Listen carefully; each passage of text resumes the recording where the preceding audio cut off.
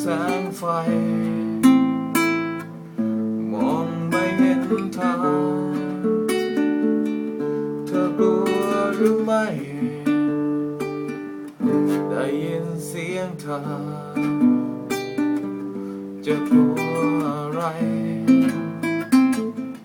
จับมือฉันไว้ฉันก็อบอุ่นหัวใจ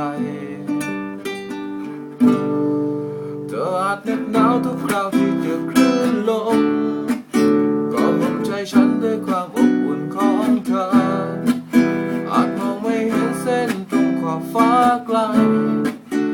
ยังมีแสงดวงดาวจะคอยนำทางให้เราก้าวไปเธอแน่ใจฉันแน่ใจทะเลสีดำไม่นานก็เช้าค่ำคืนเหน็บหนาวจับมือฉันไว้ทะเลสีดำไม่ต้องหวั่นไหวจะทำเช่นไรกอดฉันไว้เธอ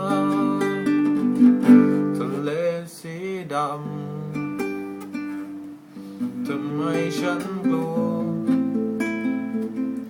อาจทำให้เธอนั้นต้องลำบากไม่เห็นเป็นไรอย่าไปคิดมา